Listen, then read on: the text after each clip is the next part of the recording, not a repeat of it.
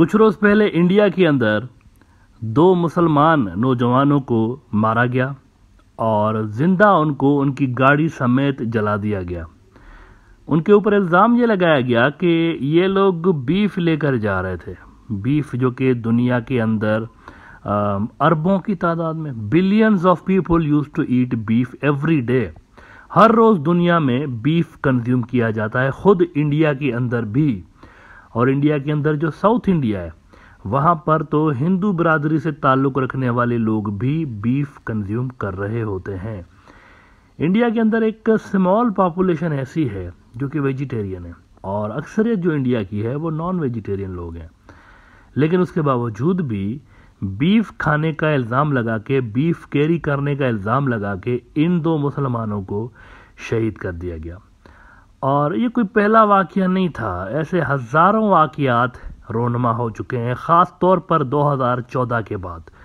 2014 के बाद इसलिए ज़्यादा वाक़यात रोनमा होना शुरू हुए हैं क्योंकि कानून की तरफ से इस तरह के वाक़यात को रोकने के लिए या इस तरह के वाक़यात की सख्त सज़ा देने का जो अमल था वो बंद हो चुका है। Practically it's closed.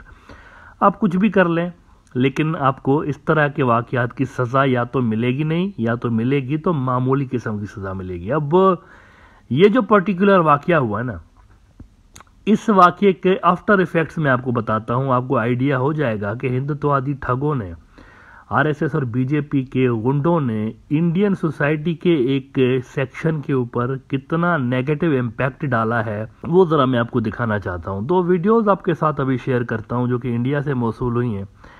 ये जो दहशतगर्द हैं जिन्होंने 2 मुसलमान मारे हैं, इनकी फेवर में सैकड़ों लोग बाहर निकले।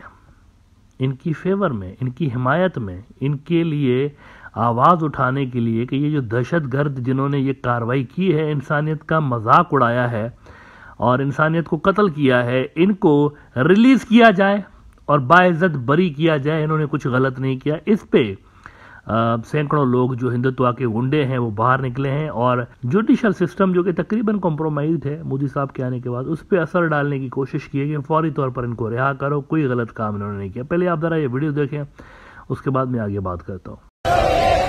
मरती बेटी करे पुकार, बंद करो ये अत्याचार। मरती बेटी करे पुकार, बंद करो ये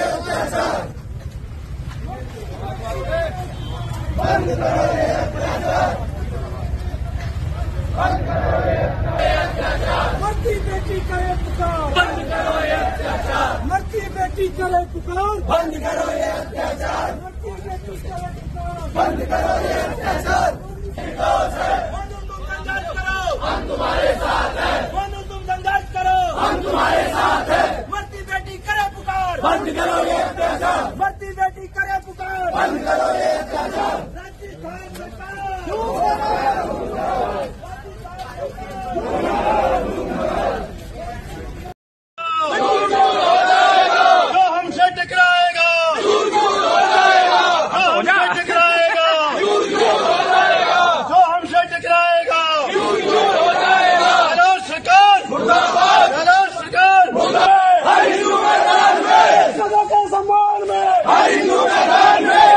के सम्मान में, रक्षकों के सम्मान में, रक्षकों के सम्मान में, मोनू भाई आगे बढ़ो, हम तुम्हारे साथ हैं। मोनू भाई आगे बढ़ो, हम तुम्हारे साथ हैं। मोनू भाई आगे बढ़ो, हम तुम्हारे साथ हैं। मोनू भाई आगे बढ़ो, हम तुम्हारे साथ हैं। हेलो सरकार मुर्दाबाद, मुर्दाबाद, मुर्दाबाद। हेलो सरकार मुर्दाबाद, मुर्दाबाद, मुर्दाबाद। हेलो सरकार मुर्दाबाद, मुर्दाबाद, मुर्दाबाद। जो हमसे टकराएगा झूठ हो जाएगा, जो हमसे टकराएगा झूठ हो जाएगा। देश का बल बजरंग दल, देश का बल बजरंग दल, देश का बल बजरंग दल, देश का बल। जी नाज़रीन, तो आपने देखा कि बहुत बड़ी तादाद में लोग बाहर निकले और ये सिर्फ 2 नहीं, 2-3 और भी जगह ऐसी थी जहां पर इन गुंडों और दहशतगर्दों के लिए, इनके समर्थन में, इनकी हिमायत में रैलियां निकाली गई हैं। उसके अंदर जो हिंदुत्ववादी तंजीमें हैं उनका मेन रोल रहा है। उन्होंने कहा कि ये तो उन्होंने जो गौ माता है उसकी रक्षा के लिए उन्होंने ये कार्रवाई की है। गुस्से में आ गए तो खैर है, उसको माफ़ कर देना चाहिए उन्होंने, अगर उनको जिंदा जलाया तो। अब देखें, सोसाइटी जब इस लेवल पर पहुंच जाती है ना, तो वहां पर लाकानूनियत पनपती है। इजराइल का मिसाल आपके सामने है। इजराइल के अंदर ज़ायनिस्ट जो थे वो बड़ा खुश होते थे जब ज़ायनिस्ट फौजी फ़लस्तीनियों को शहीद कर रहे होते थे ना, तो बड़ा खुश होते थे ज़ायनिस्ट, कहते थे अच्छा कर रहे हैं, ये तो हमारे दुश्मन हैं, इनको तो ऐसे ही मारना चाहिए, बड़ा खुश होते थे।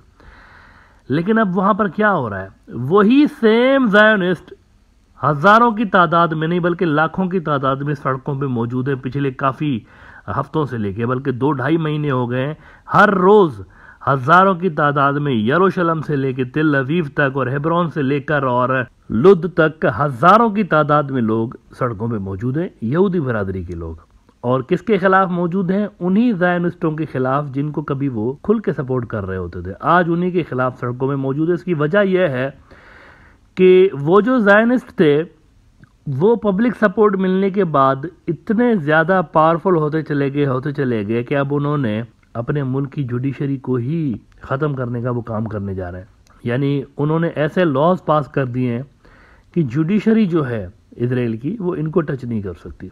मिसाल के तौर पर अगर ये ज़ायनिस्ट लीडर्स या इनके लोग दर्जनों जूश बरादरी के लोगों को ही अगर कत्ल कर देते हैं और जुडिशरी कहती है, सुप्रीम कोर्ट मिसाल के तौर पर कहती है कि ये तो कातिल हैं, इनको फांसी दे दो, तो ये जो पार्लियामेंट के अंदर बैठे हुए हैं ये उस सुप्रीम कोर्ट के कानून को या उसकी जो वर्डिक्ट है उसको उठा के डस्टबिन में डाल सकते हैं कि नहीं, इनको अवार्ड मिलना चाहिए, मेडल मिलना चाहिए, फांसी नहीं देनी चाहिए, ये भी हो सकता है। तो सारी जिंदगी इन ज़ायनिस्ट ठगों को वहाँ पर इजराइल के अंदर आबादी का, वहाँ की उनकी जो आबादी है उसका बड़ा हिस्सा सपोर्ट करता रहा सारी जिंदगी, राइट फ्रॉम 1948 आज तक सपोर्ट करता रहा। और एंड में जब ये चीज़ अपनी पीक पर पहुंच गई, इन्हीं की सपोर्ट से ये ज़ायनिस्ट तंजीमें उभरती रहीं, ताकत हासिल करती रहीं। एंड में आकर इन्होंने क्या किया कि जुडिशरी अपने लिए कवानीन ही ख़त्म कर दिए, यानी इनको कोई टच भी नहीं कर सकता। आखिर में उन्होंने ये किया है और यही कुछ इंडिया के अंदर भी हो रहा है इस वक्त। आप देखें कि जुडिशरी से मनमाने फैसले लिए गए हैं या नहीं लिए गए हालिया तारीख के अंदर। मोदी साहब ने खुद को माफ़ कर दिया ना 2002 के गुजरात दंगों के हवाले से, और ना सिर्फ अपने आप को माफ़ करवा दिया बल्कि इनके मातहत जितने भी दहशतगर्द थे, लोंडे लपाटे थे, उन सबको भी क्लीन चिट दिलवा दी। तो इंडिया के अंदर भी जुडिशरी उस लेवल तक पहुंच गई है। सिर्फ ऑफिशियल लॉ उन्होंने पास नहीं किया लेकिन इनडायरेक्टली वो जुडिशरी के ऊपर असरअंदाज ज़रूर हो रहे हैं। तो इंडिया भी उसी फेज से गुजर रहा है। ये एंड रिजल्ट होता है जब भी कभी फाशिज्म को सपोर्ट किया जाता है किसी भी, मिसाल के तौर पर किसी मुस्लिम माशरे में अगर लोग दाइश को सपोर्ट करना शुरू हो जाए कि दाइश जो है वो बड़ा अच्छा काम करती है, वो सही है बिल्कुल, तो उसका एंड रिजल्ट क्या निकलेगा? जब ये तंजीम सोसाइटी को अपनी लपेट में ले लेंगी ना मुकम्मल तौर पर, तो वहाँ पर लाकानूनियत आ जाएगी, वहाँ पर कोई सिस्टम ही नहीं होगा। इजराइल जैसी जो कि सो कॉल्ड सिविलाइज्ड सोसाइटी है ना, वहाँ पर कानून नहीं है। अब कोई ज़ायनिस्ट जो पार्लियामेंटेरियंस हैं उनके ऊपर कोई हाथ नहीं डाल सकता। मिसाल के तौर पर अगर ये कोई रेगिंग करते हैं इलेक्शंस के अंदर, अगला जो इलेक्शन है वो जीतने के लिए अपनी मर्जी के इलेक्शन कमिश्नर्स लगाते हैं, अपनी मर्जी की वोटिंग कराते हैं, और जीत के आने के बाद अपोजिशन जाती है सुप्रीम कोर्ट, कहती है हमारे साथ धांधली हुई है, इस इलेक्शन के रिजल्ट को कलअदम करार दिया जाए, नल एंड वाइट करार दिया जाए, बहुत ज़्यादा रैगिंग हुई है। सुप्रीम कोर्ट कहती है डॉक्यूमेंट्स देखकर, एविडेंस देखकर कहती है बिल्कुल आप सही कह रहे हैं, ये इलेक्शन नल एंड वाइट है। लेकिन फिर वही जो डिसीजन होगा सुप्रीम कोर्ट का, उसको उठा के ये डस्टबिन में डाल देंगे और खुद ही बैठे रहेंगे, कहेंगे कि नहीं ये तो नल एंड वाइट डिसीजन ही गलत है इनका, वो तो मानते ही नहीं है। कानून बना हुआ है, हम कानून पास करेंगे, इस कोर्ट नहीं कानून पास कर सकता। ये हुआ इजराइल के अंदर आखिर में जाके। और इसीलिए सैयद हसन नसरुल्लाह जो है हिजबुल्लाह का चीफ, उन्होंने 2 रोज़ पहले प्रिडिक्शन की है। सैयद हसन नसरुल्लाह की बड़ी गहरी नज़र है, आपको पता है इस पूरे रीजन की जियो पॉलिटिक्स के ऊपर भी, और वहाँ पर रीजनल जो डेवलपमेंट्स हो रही होती हैं। तो हसन नसरुल्लाह ने कहा कि इजराइल बेसिकली अपने खात्मे की तरफ जा रहा है और 80 साल का जब होगा ना तो ये ख़त्म हो जाएगा, ये जो गैर कानूनी रियासत है ये ख़त्म हो जाएगी। और 80 साल उसके कब पूरे हो रहे हैं? Do you know that?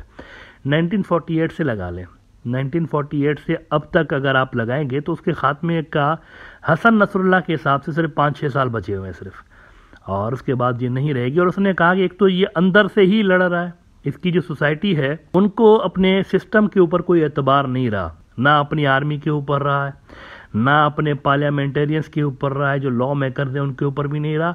तो ये अपने अंदर एक तो लड़ रहे हैं और दूसरा ये रीजन के अंदर मुख्तलिफ किस्म की कन्फ्लिक्ट में इन्वॉल्व हैं, दोनों तरफ से ये इंगेज्ड है सोसाइटी। तो इसका एंड रिजल्ट फिर ये निकलेगा कि जब एस्केलेशन लेवल बढ़ती जाएगी तो ये उसको सस्टेन नहीं कर सकेंगे। ये हसन नसरुल्लाह ने 1-2 रोज़ पहले किया। बाय द वे अभी 2 रोज़ पहले दमिश्क के ऊपर दोबारा से इन्होंने बमबारी की है, जिसके अंदर 15 जो दमिश्क के शहरी हैं वो शहीद हुए हैं। रशिया ने कंडेम किया है, रशिया ने कंडेम किया। आप देखें वहाँ पर as I said escalation level बढ़ती जा रही है। तो दोनों तरफ से इजरायली इंगेज्ड हैं और रियासत को थ्रेट इस वक्त जो है एग्जिस्टेंशियल थ्रेट पैदा हो चुका है। यही कुछ सेम जो फुट स्टेप्स हैं वो इंडिया के अंदर हिंदुत्ववादी जो ठग हैं वो फॉलो कर रहे हैं। कोई लॉ एंड ऑर्डर नहीं है, कोई कानून नहीं है। अब तो देखें दहशतगर्दों की समर्थन में खुलेआम जो है वो रैलियां निकल रही हैं, सैकड़ों लोग उसके अंदर आ रहे हैं कि इनको रिहा करो, और लीगल सिस्टम कॉम्प्रोमाइज्ड।